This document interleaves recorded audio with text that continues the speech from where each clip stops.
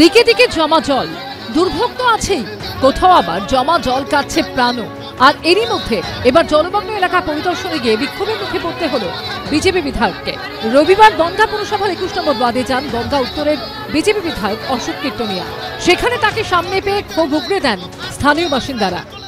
আমি বললাম যে স্যার আপনার সঙ্গে কিছু কথা আছে, উনি বললেন না, বলেন যার স্যার বাড়িতে বাড়িতে কথা, বাড়িতে কিসের কথা, কথা বলবো আমরা এখানে জলের মধ্যে আমরা সবাই রয়েছি, উনি আমাদের সঙ্গে তো বলা উচিত ছিল, ওরা কোনো এমএলএ দরকার নেই আমাদের। ভোটের সময় উনি এলেন, এসে এই জায়গাটা শিলান্যাস করে গেলেন যে আমাদের এই জায়গাটা আন্ডারগ্রাউন্ড করে দেবে। উনি কোনো কথা উত্তর দিচ্ছে না, হ্যাঁ, এবং উনি কি বলছে যে এটা আমার কাজ না, এমপির কাজ। বিক্ষোভের মুখে পড়ে পাল্টা স্থানীয় তৃণমূল কাউন্সিলরের দিকে আঙুল তোলেন বিজেপি বিধায়ক। তৃণমূলের গুন্ডা বাহিনী, এখানকার যিনি কাউন্সিলর তিনি পাঠিয়েছে 4 জনকে। আজকে এই পরিবারটা সাধন দাসের পরিবার, তিনি ছিলেন 5 বারের কাউন্সিলর, তানার বউ ছিলেন 1 বারের, তানার ছেলে আসছেন 35 বছরের কাউন্সিলর। তাহলে আমার প্রশ্ন, কেন বনগাঁ 21 নম্বর ওয়ার্ডের মানুষ জলের তলায় থাকবে? এখন ভোট এসছে তাই উনি এসছেন, ভোট পাখি। বিগত 4 বছর ওনাকে দেখা যায়নি, তাই মানুষ ক্ষোভ থাকবেই তো। উনি বাংলাদেশি, উনি বাংলাদেশ থেকে এসেছেন, তাই আমাদের ভৌগোলিক অবস্থা, ঢাকাপাড়া ভৌগোলিক অবস্থা উনি জানেন না, তাই উনি ভুল বকে চলে গেছেন।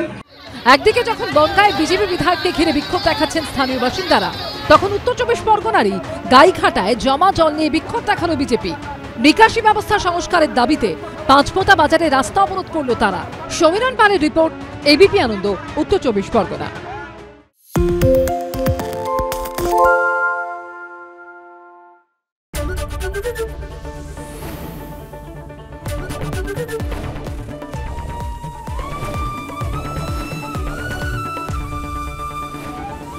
এবিপি আনন্দ, এগিয়ে থাকে, এগিয়ে রাখে। পালিয়েছে তাই নাকি? রাত্রে বাংলা গুজব চায় না, বাংলা খবর চায়। বাংলা খবর, বাংলার খবর। শুনতে পাচ্ছি না, বল না।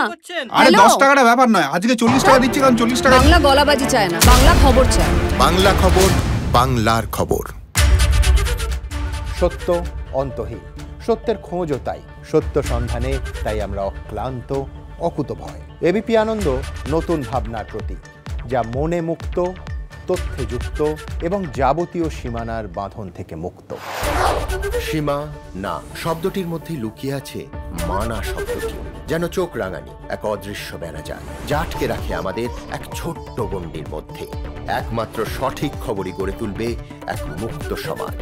সেই জগৎ গড়ার লক্ষ্যে কোনো সীমানার ঠুকুটি আমরা মানব না। এবিপি আনন্দ, এগিয়ে থাকে, এগিয়ে রাখে।